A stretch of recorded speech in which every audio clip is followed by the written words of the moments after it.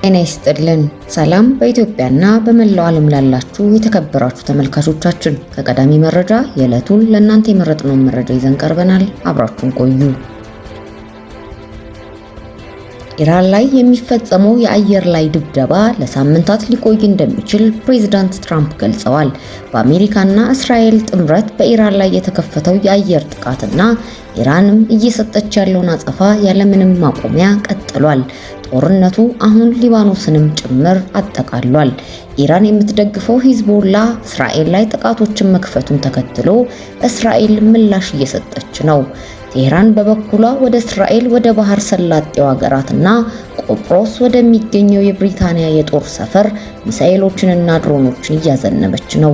በኩዌት አልጃህራ አካባቢ አንድ የአሜሪካ የጦር አውሮፕላን ከሰማይ ተመትቶ ሲወድቅ የአውሮፕላኑ አብራሪው በፓራሹት ሲወርድ ታይቷል። የኩዌት መከላከያ ሚኒስቴር የአሜሪካ አውሮፕላኖች መከስከሳቸውን ገልጾ የአውሮፕላኑ አባላት ግን በሰላም መትረፋቸውን አስታውቋል። በባህረ ሰላጤው ያለውን የመርከብ ትራንስፖርትን ያስቆመው ጦርነቱን ተከትሎ ዛሬ ሰኞ የነዳጅ ዋጋ በከፍተኛ ሁኔታ ጨምሯል። ይህም የዓለምን ኢኮኖሚ አደጋ ላይ ጥሎታል። የአሜሪካ ፕሬዝዳንት ዶናልድ ትራምፕ የኢራን ሕዝብ አሁንም ተነስቶ መሪዎቹን እንዲገለብጥ ጥሪ ማቅረባቸውንም ቀጥለዋል። የአየር ጥቃቱ ለሳምንታት ሊቆይ እንደሚችልም ገልጸዋል። ኢራን ውስጥ ከሰማይ ቦምቦች መውረድ ከጀመሩ ወዲህ ነዋሪዎች ከተማዎችን ለቀው ለመውጣት አውራ ጎዳናዎችን አጨናንቀዋል። በህዝቡ ዘንድ ስለ ወደፊቱ እርግጠኛ አለመሆን፣ ሐዘን፣ ስጋትና አልፎ አልፎም ደስታ ከአገዛዙ ተቃዋሚዎች ዘንድ ይታያል። እየተሰነዘሩ ባሉ የአየር ድብደባዎች በርካታ ኢራናውያን ሞተዋል። በተመሳሳይ በኢራን ሚሳኤሎች በእስራኤልና በሌሎች ሀገራት የሰው ህይወትም ጠፍቷል። መረጃው የሮይተርስ ነው። ከዚህ ጋር በተያያዘ ዜና የኩዌት መከላከያ ኃይል በስህተት 3 የአሜሪካ የጦር ጄቶችን መቶ ጥሏል። አካባቢው ላይ ካለው ከፍተኛ የሆነ ውጥረትና ከኢራን በኩል ከሚሰነዘሩ የሚሳኤልና የድሮን ጥቃቶች ጋር ተያይዞ የኩዌት መከላከያ በስህተት የራሳቸውን አጋር የአሜሪካን ጄት መተው ጥለዋል። በሶስቱም ጄቶች ውስጥ የነበሩ 6 የአየር ኃይል አባላት ፓይለቶችና ረዳቶቻቸው በሰላም ፓራሹት ተጠቅመው መውረዳቸውና በህይወት መትረፋቸውን የአሜሪካው ወታደራዊ እዝ አረጋግጧል።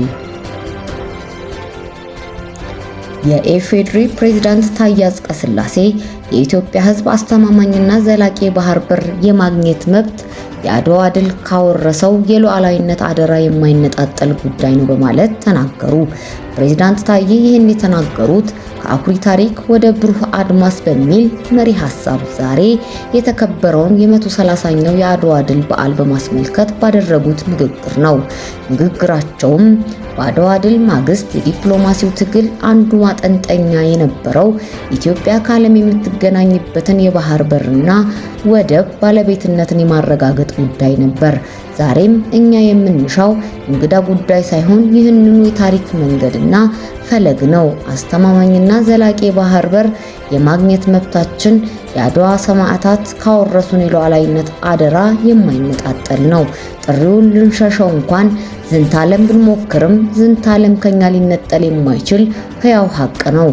ባልፎ ሄያጅና በሰሞነኛ የፖለቲካ ርዕዮት ስሌት ያውም ኢትዮጵያዊነትን ባልዋጀ ሐሳብ ታሪካችንና ስትራቴጂካዊ መልህቃችን መስዋዕት እንድናደርግ ተደርገናል። ነገን ለማየት እንዳንችል በፖለቲካ ግርዶሽ ስትራቴጂካዊ ጥቅሞቻችንን አሳልፈን ሰጥተናል። ስለዚህ አድዋ ያስተማረን በእንዲህ አይነት የሉዓላዊነት ጉዳያችን ላይ የምንወስደው ስትራቴጂካዊ ውሳኔ ከታሪክ ትክክለኛ ጎን መቆም መቻል እንዳለብን የሚያረጋግጥ ነው። የሀገራችን ኢኮኖሚ ጥማት የሚረካው እና የ120 ሚሊዮን ህዝቦች እጣ ፈንታ ብሩህ የሚሆነው ኢትዮጵያ በጂኦግራፊያዊ ግርግም ወይም በየብስ እግረ ሙቅ ያለመታሰሯን ስናረጋግጥ ብቻ ነው በማለት የባህር በር ጥያቄን የታሪክና የፍትህ ጥያቄ እንዲሁም የትውልድ ህልውና ጉዳይ አድርጎ መረዳት አስፈላጊ መሆኑንም ጠቁመዋል። ጠቅላይ ሚኒስትር አብይ አህመድ በበኩላቸው አባቶቻችንና እናቶቻችን በአድዋ ድል ያቆዩትን አገር በአንድነትና በፍቅር ማስቀጠል ያስፈልጋል በማለት መልእክታቸውን አስተላልፈዋል። የሴቶችና ማህበራዊ ጉዳይ ሚኒስቴር በትዳር ውስጥ የሚከፈተውን ፍቺ ለመቀነስ የሚያስችል የስልጠና ዝግጅት እያደረገ መሆኑን ቀደም ሲል ገልጿል። በርካቶች ደግሞ ስልጠና በሚል ምክንያት ገንዘብ ልንጠየቅ ነው ወይ የሚል የስጋት አስተያየት ሲሰጡም ተስተውለዋል። ስልጠና የመስጠት እቅዳችሁ ተሳክቶ እውን ከሆነ ስልጠናው ሲሰጥ ክፍያ ይኖረዋል ተብለው ለተጠየቁት ጥያቄ በሚኒስትሩ የአረጋውያንና የቤተሰብ ጉዳዮች ዋና ስራ አስፈጻሚ አቶ ተስፋዬ ሮበሌ ይህ መረጃ በፍጹም የተሳሳተ ነው፣ ስለ ገንዘብ አላወራንም፣ ይሄ የጠላት ወሬ ነው ብለዋል።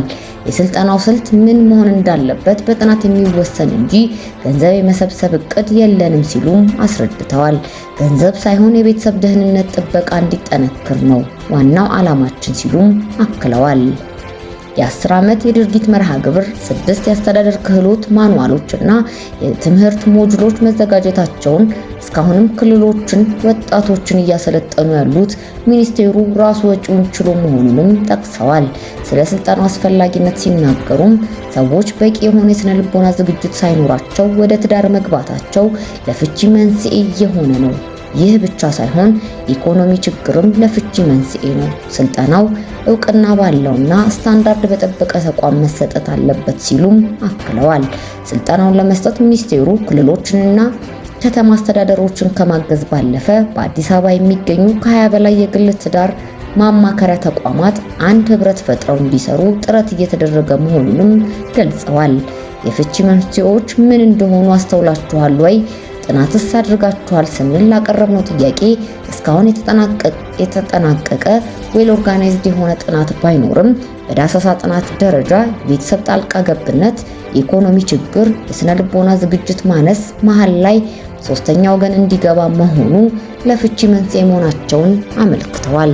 በቀጣይ ግን በደንብ የተደራጀ ጥናት እንደሚኖርም ተናግረዋል።